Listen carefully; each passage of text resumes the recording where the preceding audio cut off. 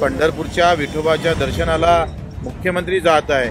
विठोबांनी सुद्धा त्यांना चांगली बुद्धी येऊ दे आणि त्यांनी सुद्धा तिथून शेतकऱ्यांना दिलासा देणारी बातमी पुऱ्या महाराष्ट्राला कळू दे अशी विनंती करतोय। तर लोणीकर ज्या पद्धतीने बोलले आणि कृषी मंत्री ज्या पद्धतीने बोलता आहे ते माफी मागा पुरतं मर्यादित नाही, तर त्याला ठोकून उरून पुरलं पाहिजे। शेतकऱ्यांनी त्यांना रस्त्यावर फिरूच दिलं नाही पाहिजे। जिथं भेटत असेल तिथं ठोकायला पाहिजे। मागणी नसताना लगेच 20,000 कोटीची तरतूदही झाली, 85,000 कोटीची याला मान्यता भेटली। आम्ही शेतकरी खऱ्या अर्थानं जगण्यासाठी पीठ निर्माण करतोय, ते खऱ्या अर्थानं शक्तीपीठ आहे। या शक्तीपीठाची गरज नाही, शेतकऱ्याला वाचवणंच खऱ्या अर्थानं सध्या काळाची गरज आहे। हा जो 20,000 कोटीची तरतूद केली ते जर शेतकऱ्याच्या कर्जमाफीसाठी जर करता आली असती तर खऱ्या अर्थानं मागणीला धरून सरकार समोर येतं असं संदेश गेला असता। आता अजूनही काही वेळ गेला नाही। 6 तारखेला एकादशी आहे। पंढरपूरच्या विठोबाच्या दर्शनाला मुख्यमंत्री जात आहे। विठोबांनी सुद्धा त्यांना चांगली बुद्धी येऊ दे आणि त्यांनी सुद्धा तिथून शेतकऱ्यांना दिलासा देणारी बातमी पुऱ्या महाराष्ट्राला कळू दे अशी विनंती करतोय। आज नाना पटोले यांना सभागृहाच्या कामकाजादरम्यान जे वर्तणूक होती त्यासाठी 1 दिवसाआधी निलंबित केलं। विषय शेतकऱ्यांचा सगळ्या इकून कोणी विरोधक ठेवायचंच नाही अशी स्थिती आहे।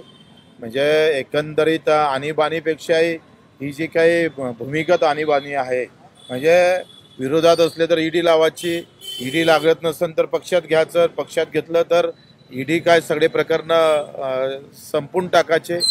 भाजपची एकंदरीत ही रामराज्याची वेगळी कल्पना मांडत आहे भाजप। लोणीकर आणि त्याच्यानंतर कृषी मंत्री यांनी जे शेतकऱ्यांबद्दल जे वक्तव्य केलं त्याबद्दल माफी मागावी अशी मागणी नानांची होती। ते अध्यक्षांच्या आसनापर्यंत गेले, त्यामुळे निलंबनाची कारवाई। त्यांनी माफी काय, त्यांना तर ठोकायलाच पाहिजे। माफी मागून भागणार नाही एवढा म्हणजे नालायकपणा जर करत असेल तर लोणीकर ज्या पद्धतीने बोलले आणि कृषी मंत्री ज्या पद्धतीने बोलता आहे ते माफी मागा पुरतं मर्यादित नाही, तर त्याला ठोकून उरून पुरलं पाहिजे। शेतकऱ्यांनी त्यांना रस्त्यावर फिरूच दिलं नाही पाहिजे। जिथं भेटत असेल तिथं ठोकायला पाहिजे यांना। 2 शेतकऱ्यांच्या आत्महत्या काल विदर्भामध्ये झाल्या, आत्महत्या वाढत आहेत। तुमची जी मागणी होती शेतकरी कर्जमाफीची, त्यावर काय स्टेटस आहे सरकार? आता 3 तारखेला मीटिंग लावलेली आहे। बावनकुळे साहेब आणि अधिक 10-15 मिनिस्टर त्याच्यात आहे।